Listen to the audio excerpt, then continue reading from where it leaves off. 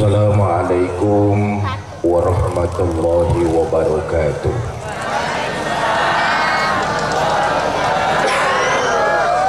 Alhamdulillahi rabbil alamin. Wa bihi nasta'in ala umuri dunya waddin. Salatu wassalamu ala asrafil anbiya'i wal mursalin Sayyidina wa maulana Muhammadin wa ala alihi wa sahbihi ajma'in, amma ba'du. Yang mulia para ulama, para kiai, para asatiz dan asatizah, yang saya hormati para tokoh masyarakat, Bapak Kades Rawa Mulia, panitia Isra dan Mi'raj, ibu-ibu dan bapak-bapak, saudara-saudara kaum muslimin yang saya cintai. Alhamdulillah, berkat izin dari Allah, malam ini kita dapat bertemu dan berkumpul. Mudah-mudahan pertemuan kita malam ini mendapat curahan rahmah dan berkah dari Allah Subhanahu wa ta'ala. Salawat dan salam selalu kita curahkan pada junjungan kita baginda Nabi besar Muhammad sallallahu alaihi wasallam, dengan harapan kelak di yaumil akhir kita semua akan mendapat syafaat dari Nabi kita Muhammad sallallahu alaihi wasallam. Minta tolong sound system bassnya dikecilin sedikit, speaker jauhnya tolong dimatiin biar yang ada di dalam komplek lapangan saja suaranya, jadi nggak ada dua. Cek 1 2. Sound system minta tolong speaker jauhnya dimatikan saja, bassnya nih volumenya besarkan sedikit, speaker jauhnya dimatikan saja, jadi biar saya gampang ngontrol suara. Ini seperti ada dua suara ini. Cek 1 2. Nah ya, makasih. Ibu bapak, saudara-saudara, sebelum Nabi melaksanakan Isra dan Mi'raj, beliau dibawa oleh malaikat Jibril ke tepian sumur air Zam-Zam. Di situ hati Nabi dibersihkan, bukan karena hati Nabi kotor, tapi yang bersih ditambah agar lebih bersih lagi. Setelah hati baginda Nabi dibersihkan oleh Allah melalui perantara malaikat Jibril, Nabi dibekali iman dan ilmu. Iya bu? Iya bu? Apaan? So tahu. Nabi akan melaksanakan perjalanan yang jauh dan panjang. Ayo lihat, Isra dan Mi'raj itu perjalanannya jauh dan panjang, saudara. Dari Masjidil Haram ke Masjidil Aqsa, dari Mekah ke Palestina, itu perjalanan panjang. Disebut alam nasut, alamnya manusia. Dari Masjidil Aqsa naik ke langit pertama sampai langit ketujuh, itu disebut alam malakut, alamnya malaikat. Dari langit ketujuh tembus ke Sidratil Muntaha, itu alam lahut, alam ketuhanan. Perjalanan yang jauh dan panjang pantas diperlukan bekal. Bu, nyun sewu, ibu kalau mau ke Jakarta perlu bekal apa tidak? Perlu. Kenapa? Jalannya jauh dan panjang, perlu bekal. Kalau nggak punya bekal ke Jakarta, sampai cuma nekat. Betul apa tidak? Sampai di tujuan belum tentu, sengsara di tengah jalan sudah pasti. Kenapa? Nggak bawa bekal. Pantas lewat Isra dan Mi'raj kita umat Nabi digambarkan oleh beliau beliau akan menempuh perjalanan yang jauh dan panjang, maka dibekali oleh Allah iman dan ilmu. Ayo lihat kita nih sekarang, saudara, kita umat baginda Nabi sekarang ini sedang pula melakukan perjalanan jauh dan panjang. Kata Imam Ghazali, manusia hidup seperti layaknya seorang musafir, perjalanannya jauh dan panjang. Ayo kita lihat, sebelum kita tinggal di alam dunia, kita semua tinggal di alam ruh. Sebelum jasad diciptakan, Allah sudah menciptakan ruh terlebih dahulu. Kita semua pernah tinggal di alam ruh. Berapa lama kita tinggal di alam ruh? Wallahu a'lam, Allah saja yang tahu berapa lama kita tinggal di alam ruh. Dari alam roh kita musafir melanjutkan perjalanan kemana? Alam rahim. Semua kita pernah di dalam perut ibu kita. Betul apa tidak? Ada nggak yang lahir tahu-tahu tua? Ada apa tidak? Pasti keluar dari rahim ibu kita. Benar? Berapa lama di alam rahim? Tergantung. Ada yang 7 bulan sudah keluar, ilmu medis mengatakan bayi prematur. Betul apa tidak? Ada yang 9 bulan 10 hari, ilmu kedokteran mengatakan lahir normal, bunting normal. Ada yang 2 tahun, namanya bunting kebo. Begitu keluar brengosan, kelamaan ngetem di dalam tuh. Artinya kita di alam rahim sementara. Sebab apa? Kita seorang musafir yang sedang melakukan perjalanan jauh dan panjang. Selesai dari alam rahim, keluar kita ke alam dunia. Nih, rawa mulia. Malam ini kita di rawa mulia nih. Berapa lama hidup di alam dunia? Sebentar, sebentar sekali.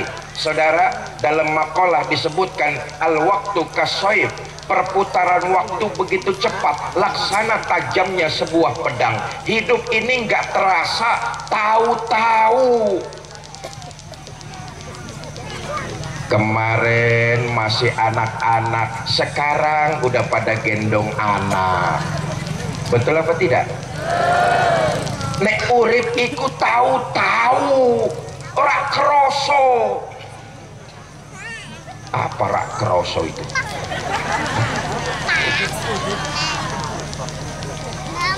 Kemarin berasa, baru kemarin daerah Rawa Mulia ini SP7 masih hutan belantara.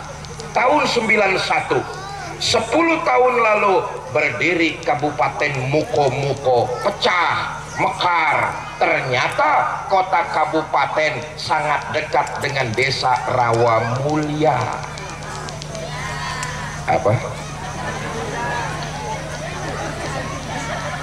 Tahu-tahu hidup nggak kerasa.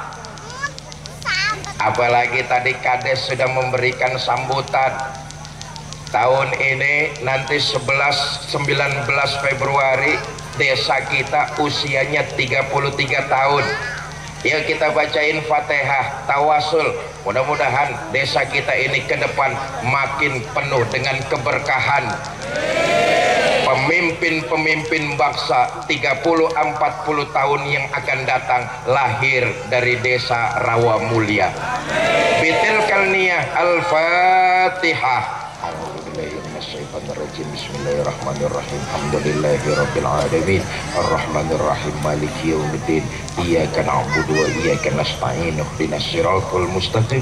Siratal ladzina an'amta 'alaihim ghairil maghdubi 'alaihim waladdallin. Bapak Ibu saudara-saudara, kita sedang melanjutkan perjalanan panjang musafir dari alam rahim pindah alam dunia. Berapa lama kita di Rawa Mulia? Sebentar. Nabi pernah mengingatkan, nanti di akhir zaman umatku itu umurnya nggak jauh-jauh dari angka 60 dan 70 tahun. Orang memprediksi sekarang kita ini sudah diambang umat akhir zaman. Betul apa tidak? Umur orang akhir zaman kata baginda Nabi nggak akan jauh dari angka 60-70 tahun. Dan itu terbukti saudara. Sekarang ini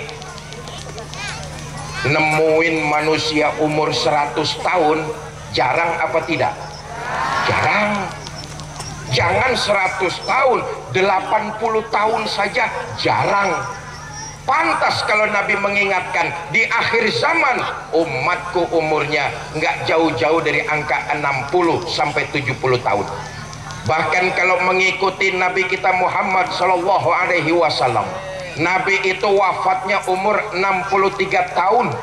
Kita umat Nabi Muhammad umurnya nggak jauh-jauh dari umur baginda Nabi. Makanya yang malam ini umurnya 62 tahun 11 bulan banyak-banyak makan yang enak.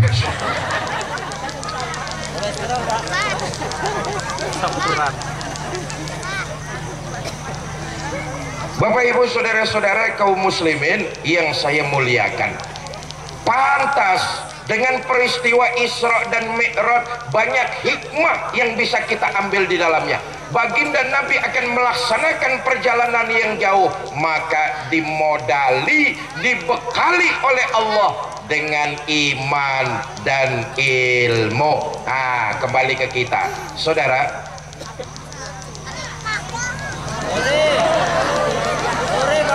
Iya, saya cuma ngelihat jam doang lah. Nyuwun sewu, pidato di sini sampai jam berapa ini Pak Kades? Jam rolas. Ikut patungan mangewu ae jam rolas.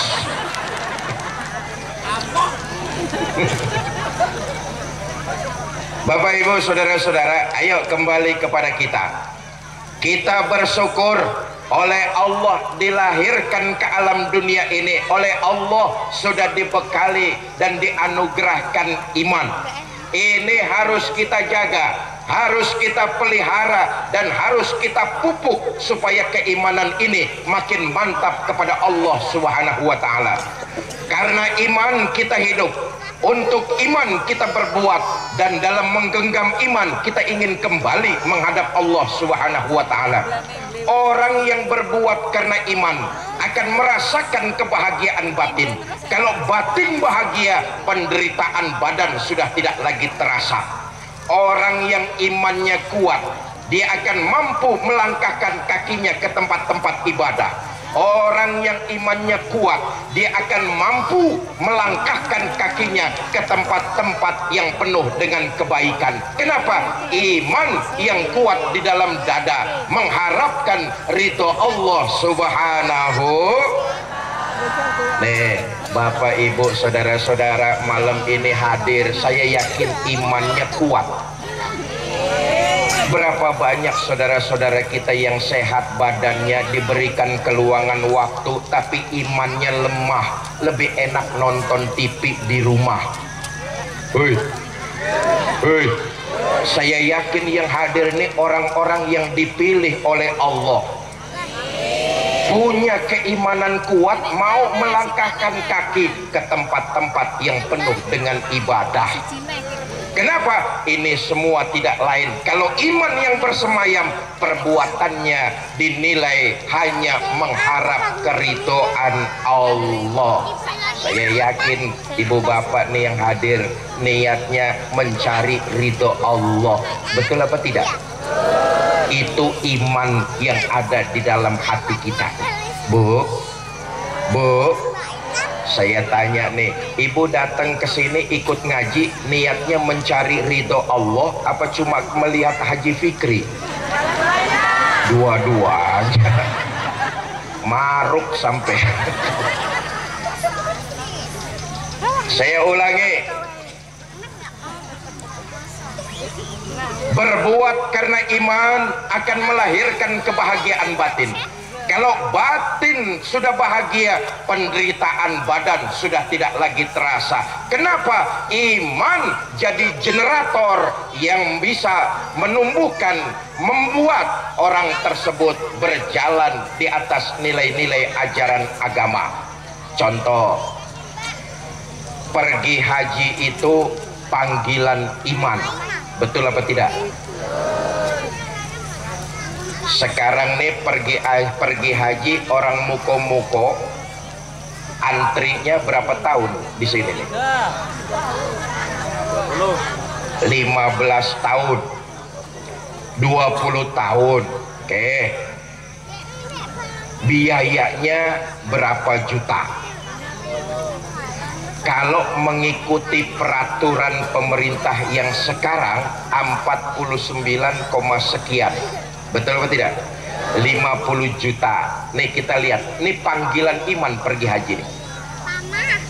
Antri 20 tahun, mengeluarkan biaya 50 juta, meninggalkan keluarga, meninggalkan anak yang masih kecil, berpisah dengan keluarga, famili, handai dan tolan, melintasi berbagai macam negara, menyeberangi samudra, sampai di Mekah berdesakan dengan jutaan manusia.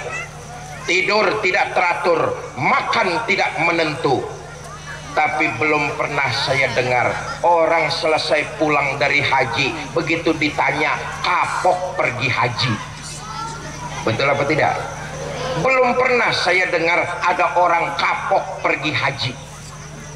Biayanya 50 juta, meninggalkan keluarga, berpisah dengan saudara, menyeberangi samudra, melintasi negara, berdesakan dengan jutaan manusia.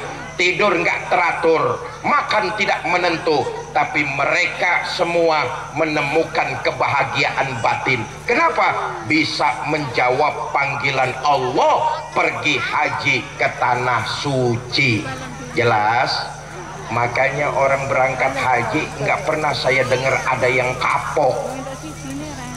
Pasti mereka munajat kepada Allah, ingin kembali lagi menunaikan ibadah haji atau umroh. Mudah-mudahan nih tahun-tahun depan warga sini yang pada pergi haji semua. Mau pergi haji? Berangkat. Enggak punya uang. Bu, yang penting niat itu harus kuat. Jangan sampai lemah. Teruslah termotivasi, teruslah semangat, teruslah yakin. Kalau niatnya kuat, insya Allah Allah akan memberikan jalan dari yang tidak kita sangka-sangka. Di Jakarta, di pinggiran kota Jakarta, saya punya teman. Teman saya niatnya kuat ingin pergi haji. Tiap hari di pinggiran kota Jakarta, antara pasar dengan pasar, teman saya cuma menjajakan daun singkong, jualan daun singkong dari satu pasar ke pasar lainnya. Alhamdulillah punya untung sedikit demi sedikit, dia tabung bisa pergi haji gara-gara jual daun singkong sama kebun-kebunnya.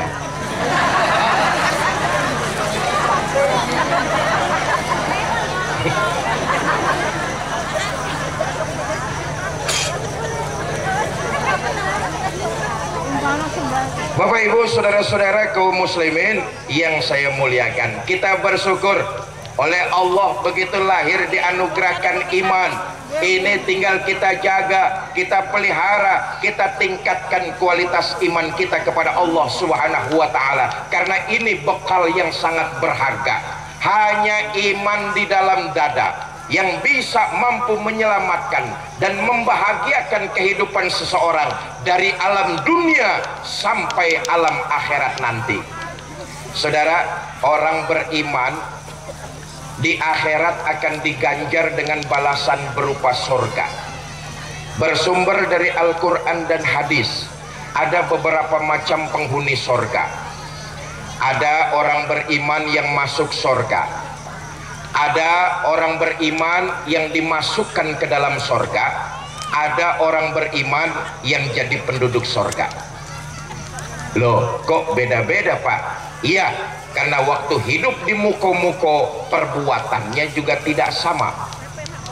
Berbeda antara orang yang masuk sorga dengan orang yang dimasukkan ke dalam sorga.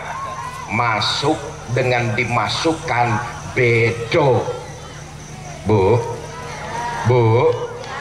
contoh nih, saudara, kalau masuk itu biasanya pakai proses. Nanti saudara pulang pengajian dari lapangan sampai ke rumah, buka pintu pagar, buka pintu rumah, buka pintu kamar. Itu namanya masuk rumah. Ada proses. Tapi kalau dimasukkan, ujuk-ujuk ada di dalam. Ujuk-ujuk apa bahasanya ujuk-ujuk? Tahu-tahu.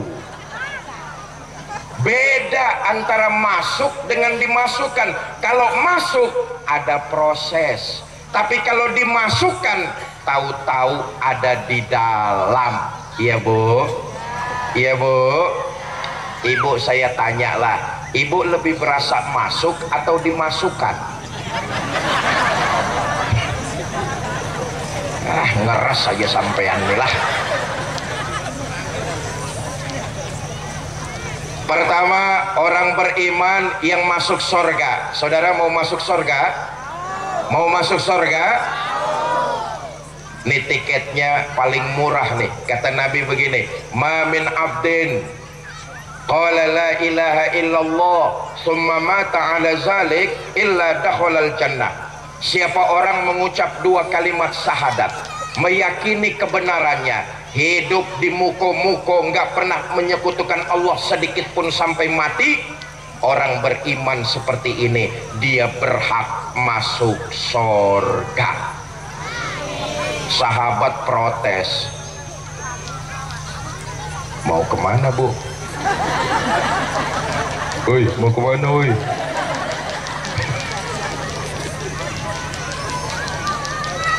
Sahabat protes, ya Rasulullah, walaupun orang itu berjudi, iya. Walaupun berzina, walaupun mabok-mabokan, iya. Walaupun dia berjudi, berzina, mabok-mabokan, mengucap dua kalimat syahadat, hidup nggak pernah menyekutukan Allah sedikit pun sampai dia mati, maka dia orang beriman macam ini berhak masuk surga. Itu perkara masuk. Kalau pertanyaannya diteruskan, masuknya kapan Pak? Nah, tadi di awal sudah saya terangkan, kalau masuk itu ada proses saudara. Di akhirat kita ini mazhab ahlus sunnah wal jamaah cuma meyakini tempat ada dua, ada sorga, ada neraka. Ahlus sunnah tidak mengenal mazhab muzabzab bainahuma. Di akhirat kita yakini tempat cuma ada dua, ada sorga, ada neraka. Mau ke sorga tapi mampir dulu, ya tempatnya jelas neraka. Nanti itu setelah Allah memasukkan penghuni neraka ke dalam neraka, Allah memanggil malaikat Malik. Malik, labbaik ya Allah. Penghuni neraka sudah masuk semua? Sudah ya Allah. Ah, bagus.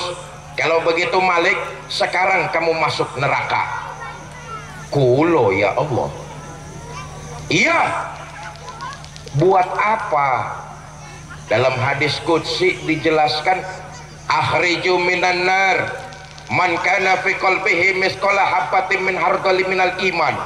Keluarkan orang-orang yang ada di neraka yang di hatinya masih punya iman walaupun seberat biji sawi. Hidup waktu di dunia dia nggak pernah menyekutukan aku dengan sesuatu pun. Keluarkan mereka dari neraka.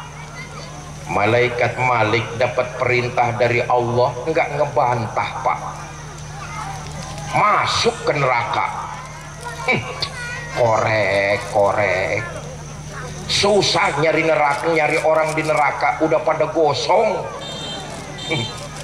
Tapi lantaran punya iman, nggak pernah menyekutukan Allah, hatinya bercahaya. Ini dia orang beriman, diangkat oleh malaikat Malik, dikeluarkan, turun lagi, cari lagi, ada lagi, dikeluarkan mereka, satu-satu dikeluarkan, dikumpulkan mereka, dimandikan di sebuah sungai yang bernama Nahrul Hayat, sungai kehidupan. Tabarakallah, hancur badannya, remek wajahnya. Begitu dimandikan di sungai Nahrul Hayat, bagus lagi badannya, cakep lagi wajahnya. Apel mereka di hadapan Allah. Kata Allah, bagaimana mas, kapok nggak sampean? Kapok ya Allah. Kalau kapok, izhab fadkhulil jannah, pergi sana masuk sorga. Berangkat orang ini ke sorga. Sampai sorga ketemu sama teman-temannya yang udah sampai di sorga lebih dulu. Dari mana? Rawa Mulia. Amin. Nih rupa-rupanya nih nanti sudah sampai sorga lebih dulu. Amin. Kata temennya yang udah sampai duluan di sorga, mas, iya baru sampai. Oh, emang kemana dulu? Jalannya rusak. Kita udah lama sampai sini, sampean kemana dulu mas? Saudara bisa baca dalam Quran surah Al-Mudaththir, ma salakakum fis saqar, kenapa kamu mampir di neraka Saqar? Qalu lam nakum minal musallin, kami mampir di neraka Saqar mas karena waktu hidup di dunia kami nggak pernah sholat. Nggak pernah sholat. Lah kan waktu hidup di Rawa Mulia rumahnya deketan sama Masjid Hidayatul Ru'yah, cuma deket doang, sholat mah nggak pernah. Untung saya masih punya iman sedikit mas. Dulu waktu hidup di Bengkulu pernah ngucap 2 kalimat syahadat, sekali-kalinya itu juga waktu mau kawin. Innalillahi wa inna ilaihi. Nah saya masuk nih, Isra dan Mi'raj intisarinya adalah mendirikan sholat.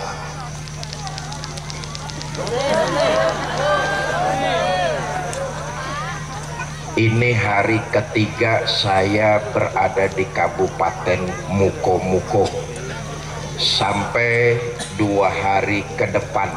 Bu, pekerjaan yang paling capek itu pidato.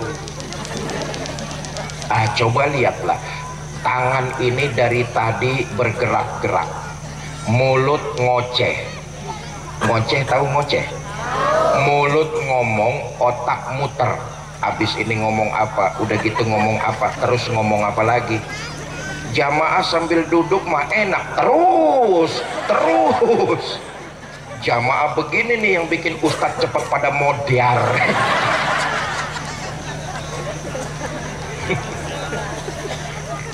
Insya Allah sampai hari Minggu saya di Kabupaten Muko-Muko ini terus melanjutkan safari dakwah ke lewat pesisir.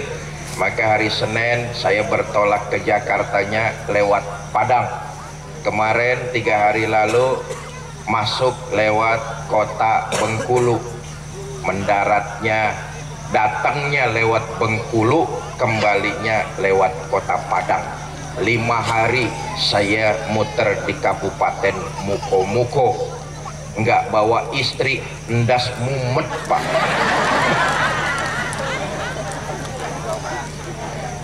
Bapak Ibu, saudara-saudara kaum muslimin yang saya cintai, kita malam ini memperingati Isra dan Mi'raj. Intisarinya adalah turun perintah sholat 5 waktu. Betul apa tidak?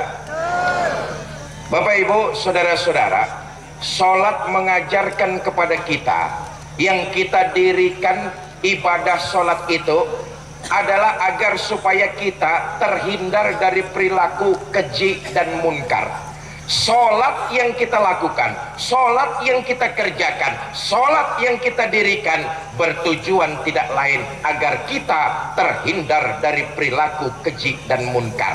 Ayo kita kaji ini, Bapak Ibu saudara-saudara. Rupa-rupanya perilaku keji adalah perbuatan binatang buas. Saya ulangi, perilaku keji adalah perbuatan binatang buas. Tapi sebuas-buasnya binatang tersebut, dia masih kalah dengan buasnya perilaku manusia. Contoh, sebuas-buasnya harimau belum pernah dia tega memakan anaknya sendiri. Betul apa tidak? Tapi manusia kita ini perilakunya lebih buas daripada binatang buas. Berapa banyak orang tua membunuh anaknya sendiri? Berapa banyak bapak menikam anaknya sendiri? Berapa banyak seorang ibu mencekik dan meracuni anaknya sendiri? Perilaku kita manusia rupanya lebih buas daripada binatang buas. Itulah makanya sholat yang kita dirikan supaya kita terbebas dari perilaku keji binatang buas. Pantas kalau sifat kita ini manusia disandarkan kepada sifat-sifat binatang buas. Nauzubillah summa nauzubillah. Karena itu memang ada dalam diri kita. Sifat kita manusia disandarkan kepada sifat-sifat binatang. Nanti di akhirat tuh ada orang dibangkitkan badannya manusia tapi mukanya muka macan. Nauzubillah min zalik. Kenapa? Karena waktu hidup di muko-muko perilakunya perilaku binatang macan. Apa perilaku binatang macan? Mau menang sendiri, egois, nggak mau dengar omongan orang, nggak mau ngalah. Itu perilaku macan. Macan. Banyak nggak orang manusia berperilaku macan? Banyak apa enggak? Dimanapun ada hutan pasti rajanya macan. Betul? Walaupun hutan belum pernah mengadakan pilkada, macan tidak mau tahu ada pilkada apa tidak, pokoknya saya raja. Setelah macan naik jadi raja, bukan melindungi rakyatnya, ini malah makanin rakyatnya sendiri. Banyak nggak pemimpin kayak begitu? Macan. Ada lagi orang dibangkitkan badannya manusia tapi mukanya muka monyet. Nauzubillah min zalik. Bu, ibu tahu monyet? Ya taunya jangan melototin saya. Kenapa badannya manusia mukanya muka monyet? Karena waktu hidup di muko-muko perilakunya seperti perilaku binatang monyet. Apa perilaku monyet? Tamak, rakus, serakah. Kapan-kapan ke kebun binatang, berhenti sebentar di depan kandang monyet, perhatikan perilakunya itu. Kasih gedang, nopo gedang itu. Kasih pisang dimakan. Kasih lagi tangannya megang. Kasih lagi kakinya nyekel. Mulut ngunyah, tangan megang, kaki nyekel. Kawannya kita kasih masih dirampas juga. Monyet. Tamak, rakus, serakah. Banyak nggak manusia berperilaku monyet? Selama perilaku monyet masih bergentayangan di muko-muko, selama perilaku monyet masih bergentayangan di Bengkulu, selama perilaku monyet masih bergentayangan di Indonesia, kemakmuran, kesejahteraan buat rakyat hanya akan tinggal kenangannya saja. Yang kaya akan bertambah kaya, sementara yang miskin akan tambah sengsara. Kenapa? Perilaku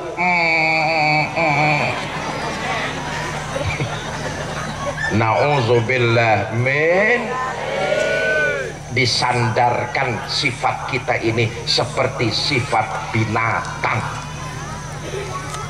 Ada lagi manusia dibangkitkan badannya badan manusia tapi mukanya muka tikus. Nauzubillah, summa nauzubillah. Kenapa? Hidup di alam dunia perilakunya perilaku tikus.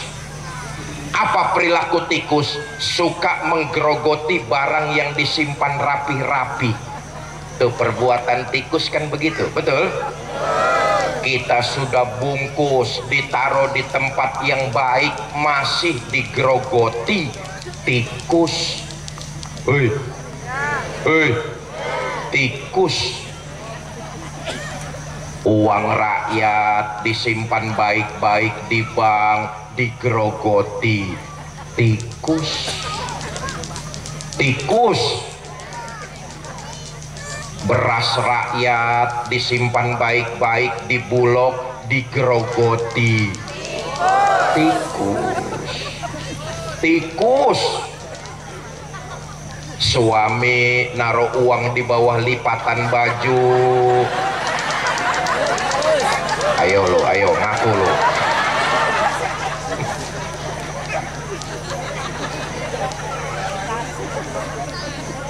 Maka sholat yang kita dirikan itu seyogyanya mampu mencegah kita dari perbuatan keji dan munkar. Kita lihat faktanya, masih banyak di antara kita yang dalam mendirikan sholat hanya berkesan menggugurkan kewajiban. Berapa banyak di antara kita yang dalam mengerjakan ibadah sholat hanya sekedar menggugurkan kewajiban.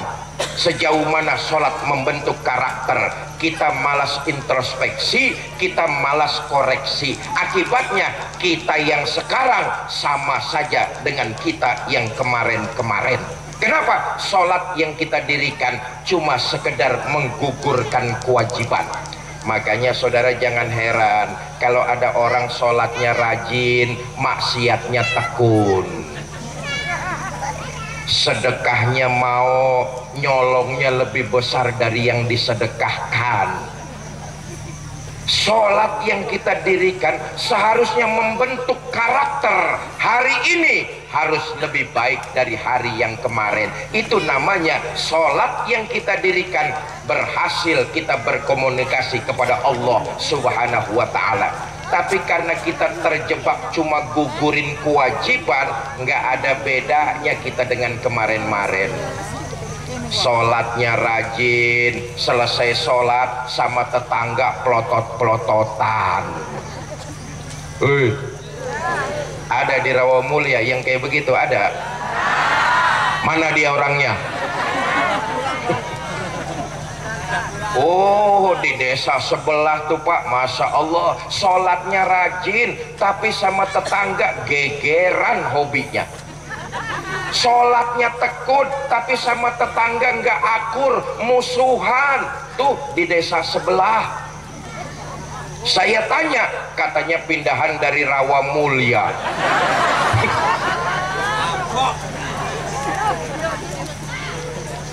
Bapak Ibu saudara-saudara, ayo kita lihat bagaimana ibadahnya baginda kita Nabi besar Muhammad Sallallahu Alaihi Wasallam.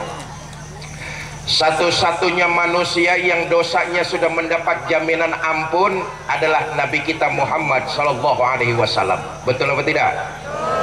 Walaupun dosa Nabi sudah mendapat jaminan ampun, tapi sejarah kita baca sholatnya luar biasa. Kalau ada orang Rawamulia dosanya sudah mendapat jaminan ampun, saya yakin mulai besok itu orang berhenti sembahyang. Betul? Nabi enggak, dosanya sudah mendapat jaminan ampun tapi sholatnya luar biasa. Istri beliau Sayyidah Aisyah radhiyallahu anha menceritakan, satu malam selesai saya sholat isya, saya siap-siap mau tidur. Saya lihat suami saya, Rasulullah Shallallahu Alaihi Wasallam. Saya lihat suami saya sedang sholat, saya pun tidur. Tengah malam saya terbangun, saya lihat suami saya masih sholat juga, saya pun tidur lagi. Sepertiga malam yang akhir saya terbangun, saya lihat suami saya masih sholat juga. Tuh, Bu, istri Nabi kalau tidur sebentar-sebentar bangun. Bu, istri Nabi kalau tidur sebentar-sebentar bangun. Istri Nabi kalau tidur sebentar-sebentar bangun. Istri orang rawa mulia kalau tidur bablas. Saya lihat suami saya masih sholat juga, saya tungguin.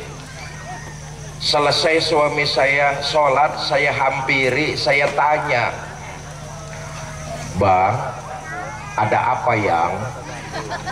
Oh, Nabi itu kalau sama istrinya tipe suami romantis, Bu. Baca lagi sejarah. Nabi itu kalau manggil istrinya kalimatnya mesra luar biasa. Ya Humaira, hai yang kemerah-merahan. Kenapa? Pipinya Sayyidah Aisyah putih kemerah-merahan. Nih ngajarin kita nih para suami. Pak, Nabi ngajarin kita para suami kalau manggil istri, manggilnya penuh kelembutan, romantis dan mesra. Nabi nyontoin kayak gitu. Allahumma sholli wa sallim mubarik alaih. Sayyidul Mursalin, Khotamun Nabiyyin, dalam peristiwa Isra dan Mi'raj di Baitul Maqdis, dari mulai Nabi Adam sampai Nabi Isa, Nabi Muhammad lah yang mengimami sholat mereka semua. Sayyidul Mursalin, penutup para nabi, penutup penghulu para nabi, manggil istri manggilnya mesra, lembut, romantis. Ya Humaira, hai yang kemerah-merahan. Bahasa anak sekarangnya, ada apa beb? Nih ngajarin kita para suami nih, Pak, manggil istri mesti yang lembut, penuh dengan romantis. Panggilan memang kelihatannya sepele, tapi ternyata dapat membangkitkan keharmonisan dalam berumah tangga. Mohon maaf, kita ini suami kan kadang-kadang enggak. Mentang-mentang sudah belasan tahun berumah tangga, kalau manggil istri terlalu jujur tapi nyakitin. Sudah tahu istrinya hitam, kalau manggil buluk sini loh nih. Jujur tapi nyakitin. Ada apa yang? Bang, abang kan dosanya sudah mendapat jaminan ampun dari Allah. Terus ya kalau sholat jangan gitu-gitu bener. Kenapa sih bang? Apa jawab Nabi? Aisyah, afala uhibbu an akuna abdan sakuro. Kamu pikir saya nggak senang mendapat predikat abdan sakuro, hamba yang paling pandai bersyukur? Makin diampuni kesalahan saya, makin saya bersyukur kepada Allah. Makin diampuni dosa saya, sujud dan sholat saya makin saya tingkatkan. Sejarah lain kita baca luar biasa. Nabi itu kalau sholat tahajud kakinya sampai bengkak karena rajin ruku dan sujud. Allahumma sholli wa sallim mubarik alaih. Dosa dan kesalahannya sudah mendapat jaminan ampun. Sholat tahajud kakinya bengkak karena rajin ruku dan sujud. Saya juga tahu orang rawa mulia nih banyak yang kakinya pada bengkak di sini. Asam urat.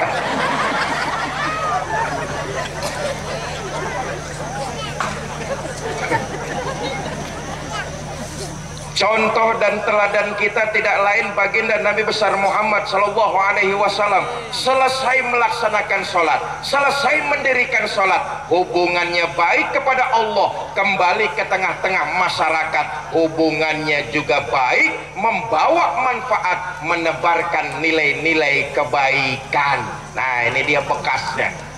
Ketika seseorang selesai mendirikan sholat, sholat mampu membentuk kepribadian, kembali dia ke tengah-tengah masyarakat, dia menebarkan nilai-nilai kebaikan. Itu namanya umat yang rahmatan lil. Ayo, kualitas sholat kita tingkatkan. Selesai mendirikan sholat, kembali ke tengah-tengah masyarakat, jadilah muslim yang paling bermanfaat. Dengan apa? Menebarkan kebaikan dan memperbanyak ibadah.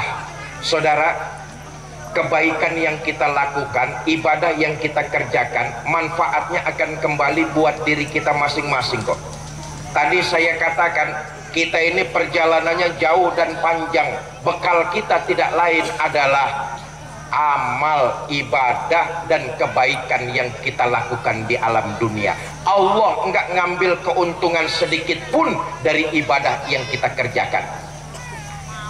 Garis besarnya, seorang muslim yang berhasil mendirikan ibadah sholat, hubungannya baik kepada Allah, maka di luar sholat dia menebarkan kebaikan dan memperbanyak ibadah. Kenapa? Dia sadar betul kebaikan yang dia kerjakan, ibadah yang dia lakukan, manfaatnya akan kembali buat diri dia masing-masing. Allah nggak ngambil keuntungan sedikit pun. Semuko-muko orang nggak ada yang sholat, Allah nggak akan pensiun jadi Tuhan. Betul apa tidak? Sebengkulu orang nggak ada yang sedekah, Allah nggak akan bangkrut jadi Tuhan. Saudara nggak sholat, saudara nggak bayar zakat, saudara nggak berpuasa, saudara bukan menzolimi Allah, tapi saudara menzolimi diri saudara sendiri. Sebaliknya, kalau saudara membantu orang lain, kelihatannya orang lain itu menerima bantuan saudara, tapi hakikatnya saudara sedang membantu diri saudara sendiri. Perbuatan baik yang kita lakukan, perbuatan buruk yang kita kerjakan, dua-duanya akan berpulang kepada diri kita masing-masing. Maaf, ini yang hadir malam ini kan semuanya nih calon-calon jenazah. Betul apa tidak? Ada menungso yang mati, yang hidup terus-terusan, ada. Nih semuanya nih pasti bakalan mati. Bapak-bapak yang di bawah tenda ini bakal mati apa enggak nih? Mati. Ibu-ibu yang di tanah lapang ini bakal mati apa enggak nih? Mati. Ketua panitia tadi tuh bakal mati apa enggak? Mati. Kades bakal mati apa tidak? Mati. Saya yang lagi duduk di sini bakal mati apa tidak? Sentimen sampai.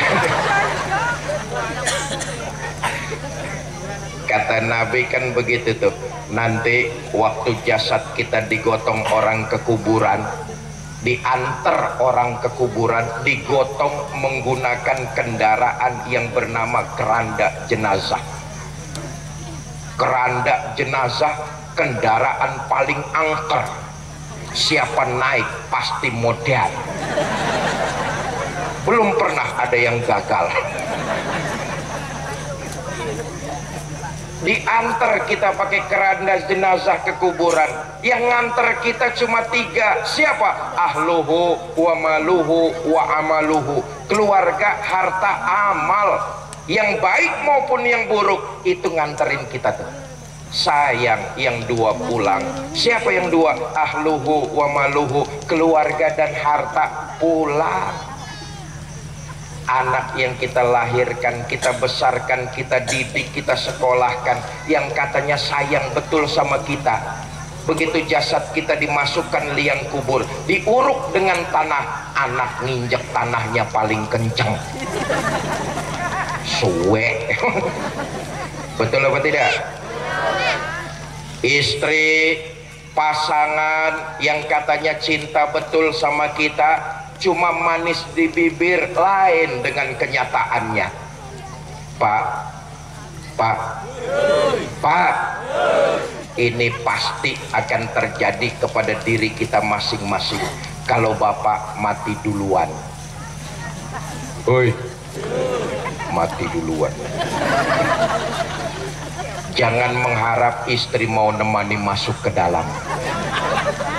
Bagaimanapun cintanya istri sama kita, cuma manis di bibir, lain kenyataan. Buktinya apa? Jasad kita dimasukkan liang kubur, istri cuma berdiri di tepian, berlinang air mata sambil berkata, "Mas, sampai sini saja saya mengantar, mudah-mudahan Mas betah di dalam, tak usah naik-naik lagi Mas." Tak mau ngikutin. Bu, sekarang kalau ibu-ibu yang mati duluan, woi, modiar duluan. Jangan mengharap suami mau nemani masuk ke dalam.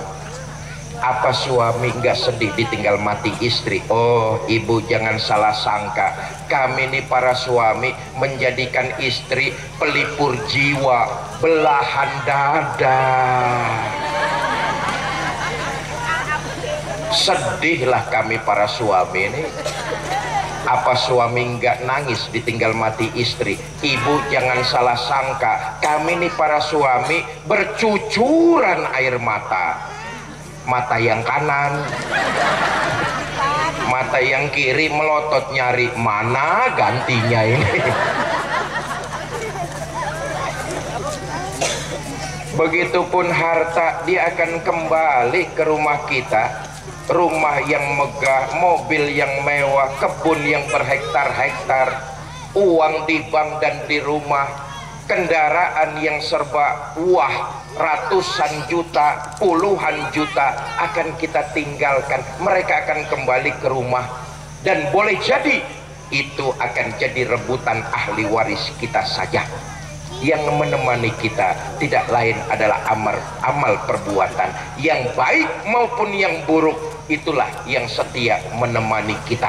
Saya katakan sekali lagi, orang yang sholatnya berhasil, hubungannya baik kepada Allah, selesai dia sholat, menebarkan nilai-nilai kebaikan, memperbanyak ibadah sebagai bentuk manusia yang bermanfaat. Saya ajak ibu bapak, saudara-saudara, malam ini kita azam nih. Saudara-saudara mau memperbanyak ibadah? Yang jawab 20 orang. Saudara mau memperbanyak ibadah? Saya ingin ajak kita malam ini tes case khusus ibadah sedekah. Saudara mau beribadah sedekah? Bawa uang berapa? 2.000. Tadi 5.000, sekarang turun lagi 2.000. Masuk kebun binatang saja tiketnya sudah 25.000. Itu lihat monyet, masa lihat Fikri 2.000? Mahalan monyet ketimbang saya itu. Tapi ibadah sedekah kan yang penting ikhlasnya, betul apa tidak? Soal besarnya mah nomor 1, yang penting ikhlasnya. Buat apa sedekah kecil kalau nggak ikhlas? Mendingan sedekah besar tapi ikhlas. Ini juga saya titip pesan nih, umumnya kebiasaan kaum ibu nih, Bu, mulai malam ini dan seterusnya kalau hadir di masjid atau di pengajian, biasakan bawa uang. Hei, kita mau ke kota Bengkulu atau kota Padang, bawa uang 1 juta, khawatir masih kekurangan, betul apa tidak? Ini mau ke akhirat, datang ke pengajian nggak bawa uang, nekat. Hei, biasakan mulai sekarang dan seterusnya, mau ke masjid mau ke pengajian bawa uang. buat tabungan kita yang abadi di negeri akhirat.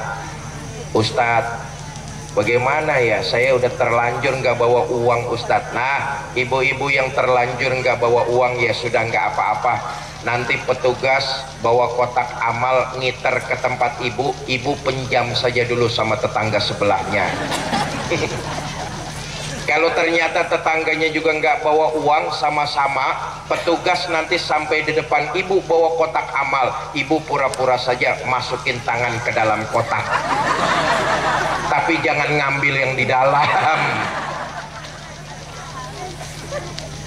Nih, kita di bulan Rajab, salah satu bulan yang dimuliakan dalam agama Islam. Zulqa'dah, Zulhijjah, Muharram, Rajab.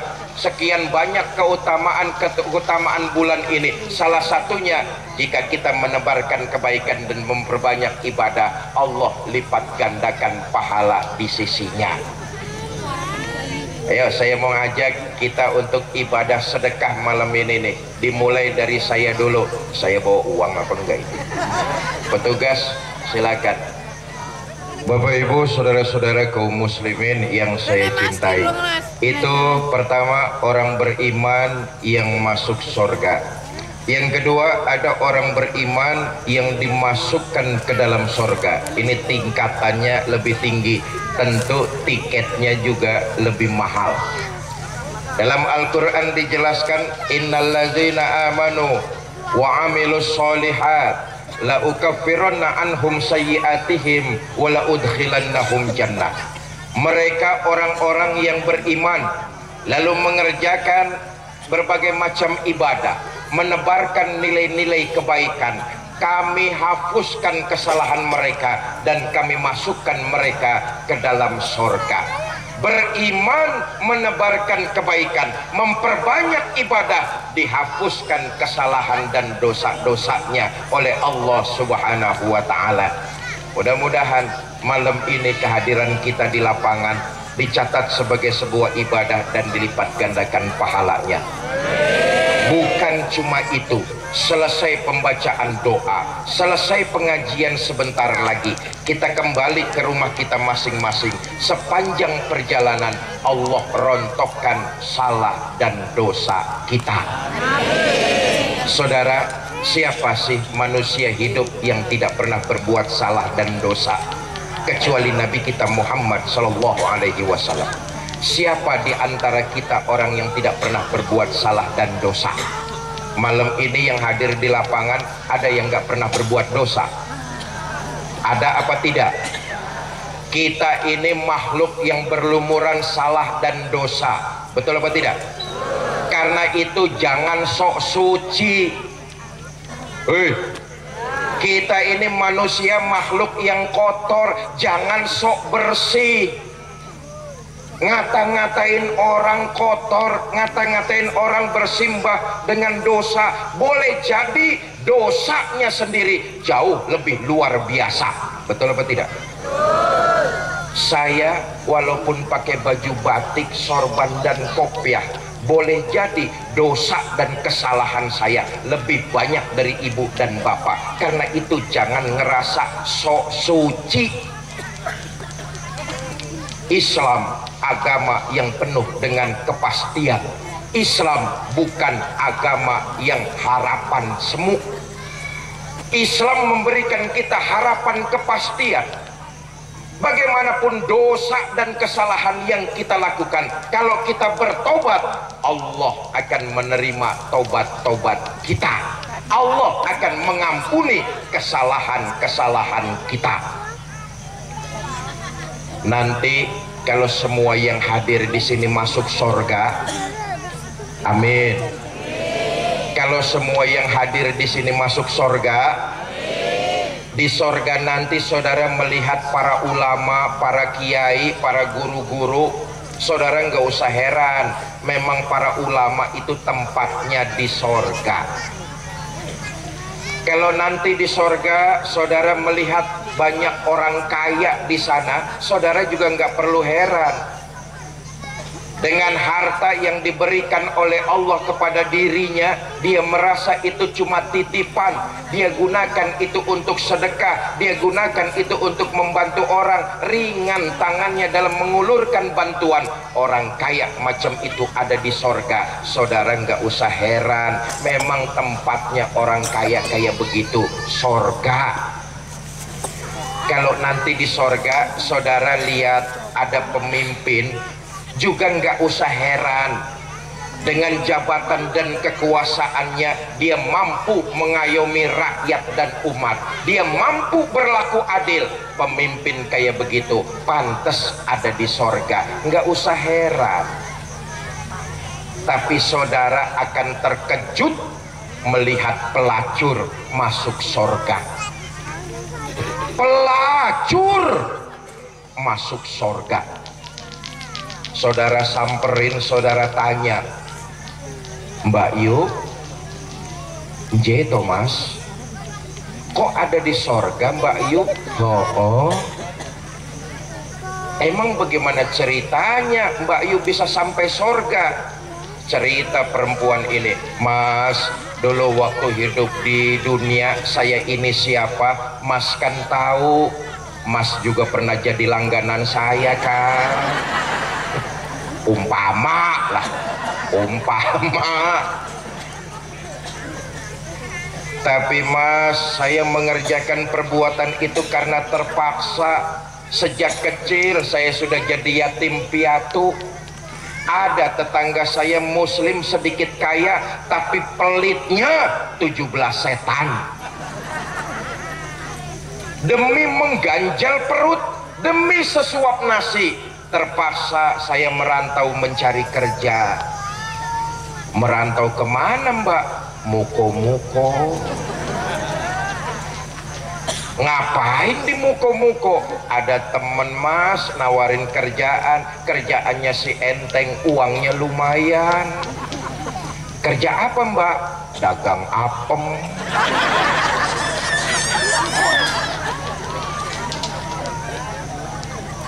Satu malam saya lagi main ke desa Rawamulya, lagi ada pengajian HUT ulang tahun ke-33.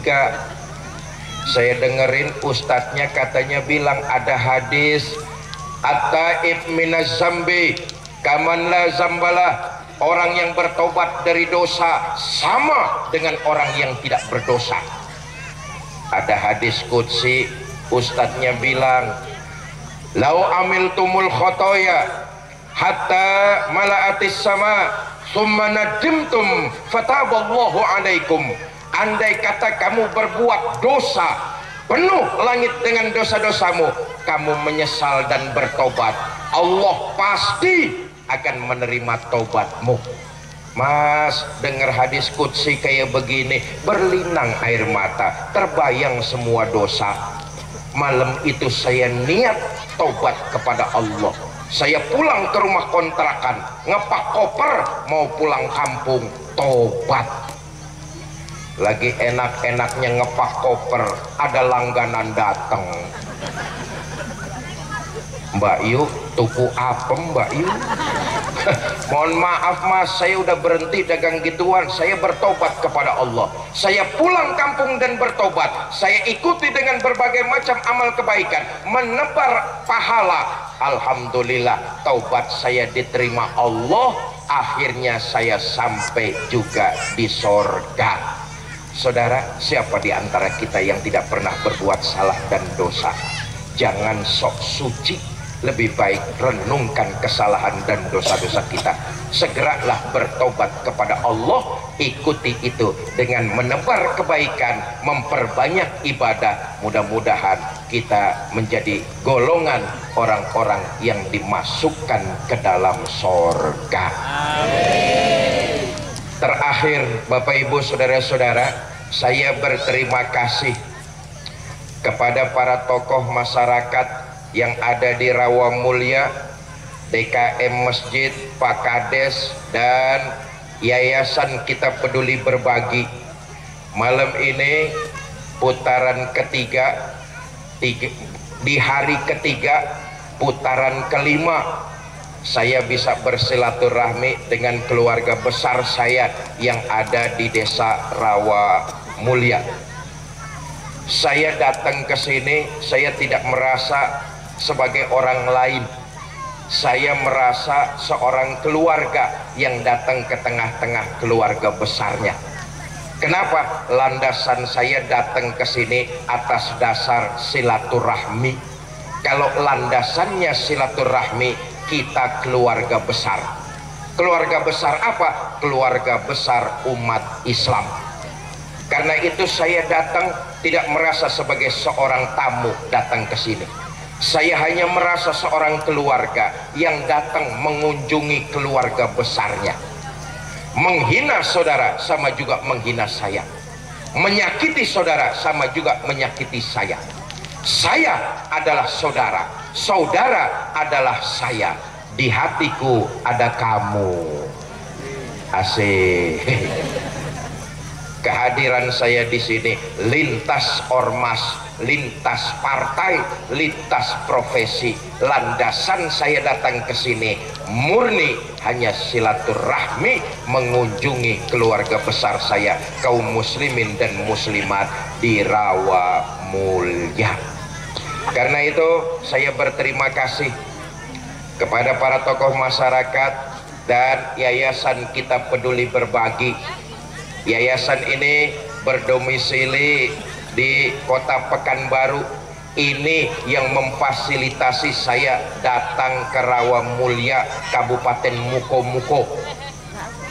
Saudara, kalau ujuk-ujuk saya datang ke sini, bisa dibayangkan tiket dari Jakarta ke Bengkulu atau ke Padang itu hampir 2 juta sekali pergi.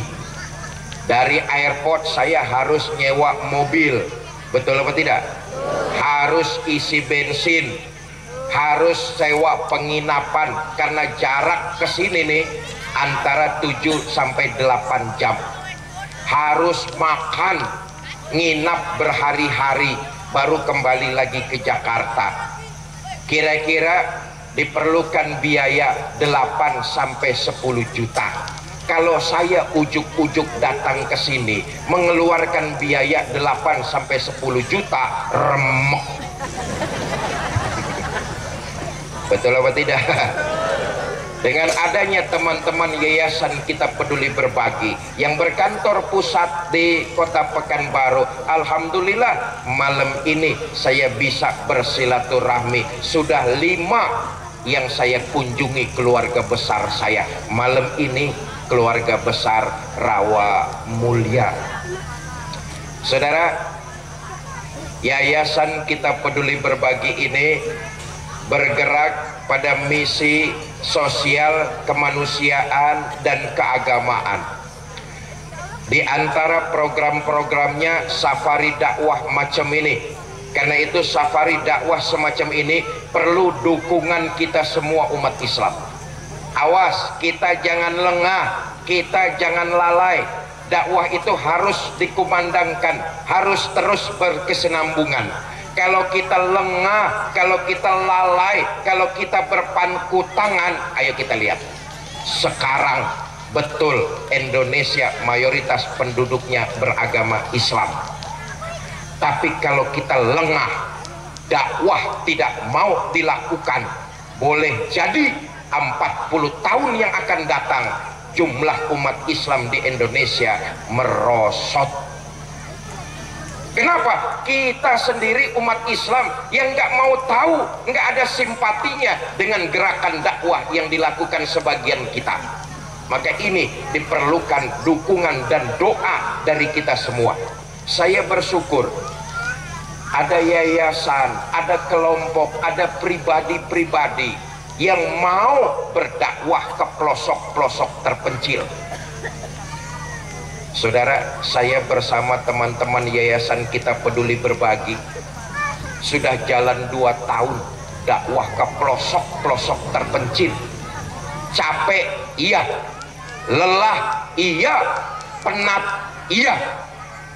Tapi dakwah harus terus dikumandangkan, terus berkesinambungan. Kenapa? Kita nggak pengen jumlah umat Islam satu saat akan menurun di negara tercinta Indonesia. Di Rawa Mulia dakwah itu relatif enak, Pak. Tapi kalau masuk ke pelosok-pelosok terpencil, itu nempuh jalan rusaknya itu membutuhkan waktu berjam-jam. Dari mulai jalan aspal, koral berbatu, sampai dengan tanah lumpur diperlukan waktu berjam-jam untuk sampai ke lokasi pengajian. Capek, lelah, penat, iya. Gampangnya begini nih saudara, dakwah kalau nggak mau capek, saya nih yang enak di Jakarta saja. TV One, iNews, Metro TV, itu teman-teman kalau saya nggak bisa ke studio, mereka siap datang ke rumah, rekaman lalu tayang. Betul apa tidak? Enaknya di televisi, ngaji cuma 20 menit, se-Indonesia insya Allah orang dengar. Nggak capek saudara. Bayangin dari Bengkulu ke Rawa Mulia 8 jam. Betul apa tidak itu? Kalau nggak mau capek, yang enak di Jakarta lewat media televisi 20 menit ngaji, insya Allah se-Indonesia orang pada dengar. Yang kedua, amplopnya rada gede. Itu amplop dari TV, kalau saya sama anak istri nggak makan setahun nggak habis-habis. Sampean nyaut aja lah.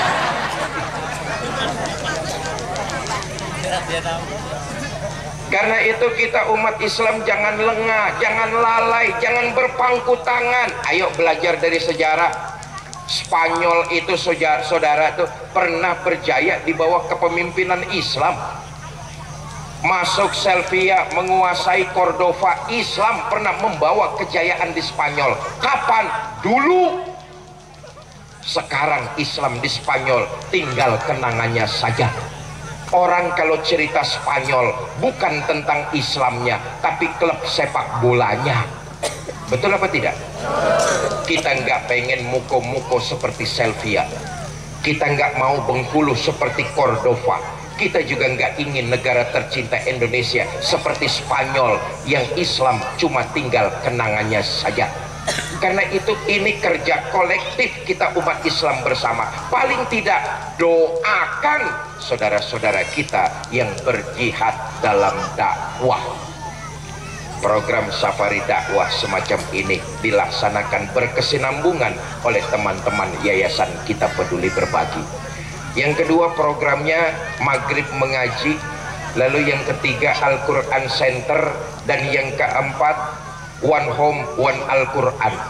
Apa One Home One Al-Quran itu saudara?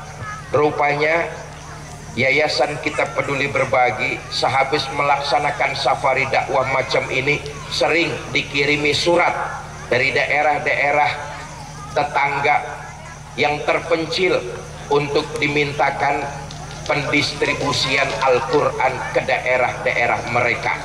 Atas dasar itulah Yayasan Kita Peduli Berbagi membuat satu program yang disebut One Home One Al-Quran, melakukan pendistribusian Al-Quran kepada keluarga-keluarga muslim kita yang memerlukan.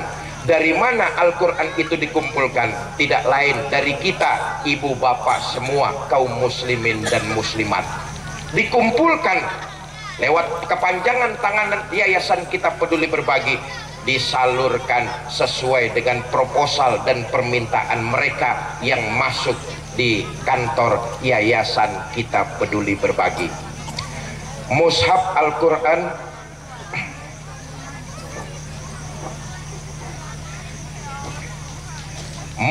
Al-Quran yang disalurkan bentuknya semacam ini. Ini yang dikumpulkan dari jamaah ibu bapak semua, disalurkan sesuai permintaan dari saudara-saudara kita, keluarga muslim kita di daerah-daerah terpencil itu. Satu mushaf Al-Quran seperti ini oleh Yayasan Kita Peduli Berbagi dimaharkan dengan nilai Rp100.000. Bagaimana pertanggungjawaban dananya Bapak Ibu? 50.000 digunakan untuk membiayai program-program yayasan yang tadi saya sebutkan, dan 50.000-nya lagi digunakan untuk mencetak mushaf Al-Quran ini. Dan mushaf Al-Quran itulah yang didistribusikan kepada keluarga-keluarga muslim kita. Saya mengingatkan Bapak Ibu saudara-saudara, malam ini di bulan yang penuh mulia ini, saya tadi mengajak kepada kita semua untuk menebarkan kebaikan dan memperbanyak ibadah. Salah satunya adalah ibadah sedekah Quran. Tiap kita adalah anak dari ibu dan bapak kita. Betul apa tidak? Tiap kita anak dari ibu dan bapak kita. Kalau ibu dan bapak kita masih ada, teruslah berbakti kepada keduanya. Tapi kalau ibu dan bapak kita salah satu di antara keduanya sudah meninggal dunia, tunjukkan bahwa kita tetap anak yang berbakti. Bagaimana caranya? Salah satunya bersedekah mushaf Al-Quran, pahalanya dikirimkan buat mereka. Hakul yakin pahala sedekah itu akan sampai kepada mereka, dan mudah-mudahan itu menjadi pintu terbukanya rahmat Allah orang-orang tua kita yang sudah tiada mendapat nikmat kubur. Apa yang kita rasakan malam ini, apa yang kita miliki saat ini, apa yang kita punya hari ini, ketahui dan sadari itu buah dari perjuangan dan pengorbanan orang-orang tua kita. Kalau mereka masih ada, teruslah berbakti kepada keduanya. Kalau mereka sudah tidak ada, pahala sedekah yang kita kirimkan buat mereka, mudah-mudahan itu menjadi pembuka rahmah, dan aku yakin pahala sedekah yang kita kirim buat mereka akan sampai dan membawa kebahagiaan buat mereka semua. Satu mushaf Al-Quran ini dimaharkan dengan nominal Rp100.000. Bapak Ibu yang ingin ikut bersedekah Al-Quran sebanyak 10 mushaf akan diberikan piagam penghargaan oleh Yayasan Kita Peduli Berbagi semacam ini. Bapak Ibu yang ingin ikut bersedekah sebanyak 10 mushaf Al-Quran akan diberikan piagam semacam ini, ditandatangani oleh Ketua Umum Yayasan Kita Peduli Berbagi dan saya sendiri sebagai pengisi acara malam ini. Bapak Ibu yang ingin bersedekah mushaf Al-Quran tertinggi nantinya, saya hadiahkan langsung sorban yang malam ini saya kenakan. Ustadz, programnya bagus juga, saya tertarik, saya mau sedekah Al-Quran, sedekahnya saya kirim buat orang tua saya yang sudah meninggal dunia. Ustadz, sampai apa tidak Ustadz? Hakul yakin sampai. Tapi caranya bagaimana Ustadz pembayarannya? Nah saudara, ada dua cara, tunai atau cash. Nanti tinggal berhubungan saja, dicatat dengan petugas-petugas KPB yang memakai rompi warna hitam. Ada 3 orang dari kaum laki-laki, ada 2 orang dari kaum wanita. Mereka memakai jaket rompi berwarna hitam. Silakan dicatat administrasinya. Itu yang mau tunai atau cash. Kalau ya cara yang kedua mau ditransfer, boleh juga hubungi petugas, minta nomor rekening Yayasan KPB, ibu bapak kirim secara online langsung. Ustadz, saya pengen ikut 100 buah Ustadz sedekah Al-Quran, pahalanya dikirim buat orang tua saya yang sudah meninggal, tapi saya laksanakan dalam waktu 1 tahun Ustadz, boleh apa tidak? Boleh. Istilahnya dicicil. selama 1 tahun 100 mushaf Al-Quran, berarti sebulan 9 mushaf Al-Quran. Sedekah ibu bapak silakan saja ditransfer langsung ke nomor rekening Yayasan Kita Peduli Berbagi, boleh dicicil. Untuk kesenangan kita hidup di rawa mulia, nyicil motor 3 tahun saja kita sanggup, betul apa tidak? Itu kesenangan kita di dunia. Kenapa kita tidak memikirkan kesenangan kita di akhirat nanti? Silakan sesuai batas kemampuan ibu dan bapak. Kalau mau dicicil sebulan sebanyak 9 atau 8 mushaf Al-Quran, dikirim saja langsung melalui rekening Yayasan Kita Peduli Berbagi. Bapak Ibu, jangan bubar dulu sebelum pembacaan doa. Pengajian itu penyempurnanya adalah pembacaan doa. Sama seperti berpakaian. Orang kalau berpakaian pasti pakai baju, pakai celana, betul apa tidak? Begitupun pengajian, ada intisarinya, ada penutup doanya. Siapa orang yang bubar pengajian belum dibacakan doa, dia belum komplit memakai pakaian. Pakai baju tapi nggak pakai, awas malam-malam nggak pakai celana, serem. Karena itu jangan bubar dulu sebelum dibacakan doa penutup nanti.